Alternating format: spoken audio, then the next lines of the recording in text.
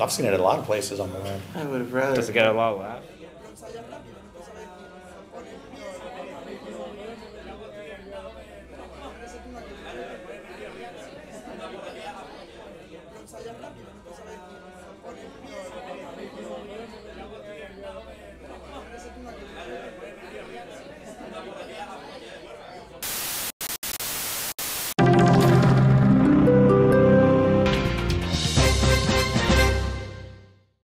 Welcome back to Civil Discourse Now. He's Paul Ogden. He's Mark Small. We are here discussing the election this coming Tuesday, general election. This is November 3rd, 2012. Our panelists here are John Easter. John, what's your blog? IndieDemocrat.blogspot.com. Matt Stone. Indie student. You can also check me out on indiepolitics.org. And Jeff Cox. No boxes allowed, no dash boxes dash allowed.blogspot.com. Paul, we were just finishing up with predictions for the presidential election on Tuesday. It is now to Paul. Well, thank you, Mark. I have predicted the Electoral College, put it on the map. It's on my website, Ogden on Politics. It's also in your hand. It's in my hand. The map doesn't appear on the screen, but you can click and hit a link and it will bring it up.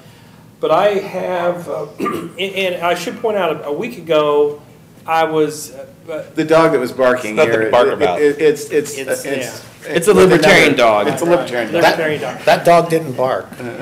Anyway, a week ago, I thought things were trending towards Romney. Then the Sandy, I don't know if it's a hurricane or a storm or whatever. It was a hurricane. It was a tropical hurricane cyclone, actually. No, cyclones I think are sort of pushed some of the swing states back. I'm going with 281 for Obama. 257 for Romney. One state, Ohio, could tip the balance. I don't see Ohio going to Romney, but I think it could. I think Jeff has a lot of good reasons why it could. Other states to look at, one that hasn't been mentioned, Colorado. It's been polling fairly consistently for Romney, but by a very small margin. A poll came out the other day, I think one had it even and one had it for Obama. Romney can't afford, as the results come in and you go out west, he can't afford to be in the run and then lose Colorado. That would be devastating to him. So, popular vote, I think that Romney's going to win the popular vote, and it's going to be less than 1 million votes. Okay. So less than 1 million vote margin. Okay. I just feel like this has the feel of 1980 all over again, and yeah, I think that's the weirdest. Well, no, because 1980, everybody was saying how close the election was going to be, right up to the day of the election. Everybody said this is going to be really tight. Carter's, might not be reelected. It's going to be really tight. Of course, Indiana, it was pretty obvious Reagan was going to win Indiana because Indiana had always gone Republican, except for Johnson for years and years. And it wasn't. But it wasn't a blowout. It wasn't a landslide. It was about a 5 or 6 point win for Reagan, which was a dominant win. I have that feel about this election, and I'm saying 51-46 popular vote to Obama. I think, I think that there are a lot of people. There are a lot of people that aren't as loud and out front as they were 4 years ago for Obama. I think that the organization that Obama's put together is something that you don't see so apparently. They're making the phone calls, they got the yard signs, plus you have as an opponent somebody who has no soul. So there's no way that people get really, really enthusiastic about Romney. I don't know. Romney didn't abandon people in Libya, and Obama did. Well, much evidence that Obama doesn't have a soul. No, actually, the reports are contradictory on that, Jeff. The latest, not really. Well, anyways, I'm saying electoral 312, 226. I didn't really break it down where it was going down, so it adds up exactly to the 312. I'm just kind of ballparking it on that. And if I were to pick a state that's like interesting, I could do 4 or 5 and cheat on the rules that we set like you guys did and say in Nevada, Obama's really been running ahead. In Pennsylvania, he's been steady in the lead. But instead, I'm just going to use one state and not even mention Virginia or Florida where Obama's got a chance. I'm going to look at Wisconsin. And Obama's got a 5.4 overall average with Real Clear Politics. But more importantly, on all but one of the other reports on polls, the latest ones, he's ahead by the minimum is 3. 1, the Rasmussen poll has a tie. So I think with that being said, I think Wisconsin goes Obama, and so that's the interesting. I do think the one thing that won't happen is the winner of Ohio losing the election. I don't think the fantasy notion of Romney picking up a bunch of the smaller swing states and losing Ohio is going to happen. And at the same time, I don't think Obama's firewall, if he loses Ohio, is going to hold if Romney does win Ohio. I don't want to say, I keep getting Ohio and Iowa mixed up. I know, it's so, easy to do. Yeah, Those I think at least one of the smaller swing states, yuck. if Ohio goes Romney, is going to go for Romney as well. I don't think if Romney wins Ohio, then all these other small swing states, Wisconsin, Iowa, New Hampshire, possibly Colorado, are going to swing for Obama. Speaking as a graduate of The Ohio State University, I'm offended that you would mix us up with Iowa. Well, here's the thing about an interesting development. 4 state also, letters, lots of vowels. John mentioned how the people were having difficulty getting access to voting in the states that were hit by the hurricane. And I'm looking at the effects of the hurricane and comparing the two candidates, and maybe this doesn't come off in terms of numbers, but one, for several days, all people saw was President Obama on the news. 2, he had Chris Christie, who kind of calved off from the iceberg of the Republican Party to say that, yeah, this guy's doing a good job, and I thought that was interesting. 3, then you have Mitt Romney collecting canned goods in Ohio at a rally in Dayton. Okay, that's a noble thing. That was at Westchester. Okay, but Dayton area, but Cincinnati. Well, okay. And let's just say, it was a myth that Obama stopped campaigning. His vice president was out campaigning. Clinton was out campaigning. But my point on that is not that he had given up campaigning and was above the fray. My point on Romney collecting canned goods is that shows how he doesn't understand what would be best for the people who are in those areas hit hard. They collected canned goods and at best trucked them all the way to New Jersey and New York. I think it's New Jersey. That's what he was. Yeah, that's what he said. It would have been a person who's going to be chief executive of the United States, you want addressing emergency problems, should know how systems today work, and should have said, okay, look, we could collect canned goods and it'd be a good PR photo op, but we want people to donate money because the people in New York and New Jersey will be able to buy food where it is, and we won't waste time. Well, and how's that government working out in Staten Island? Well, they don't have Staten Island. There's several neighborhoods. They don't have food in Staten Island. I think it's underwater. They're there now. I mean, that was prominent on the news. I mean, Staten Island kind of got lost in all the early coverage. Yeah. There's a New Jersey town just yesterday, outside of FEMA was there yesterday. I mean, they were on the ground. But that's not when Mitt Romney was going over there with the food.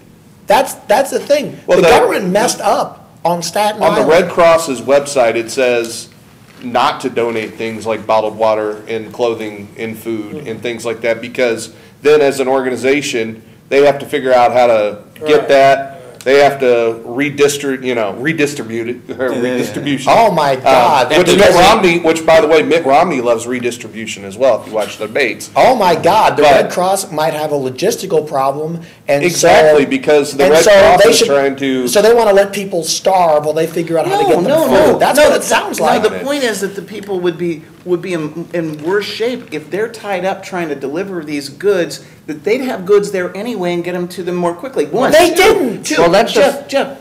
More shelters, more. I think that's the argument. Think about New Orleans.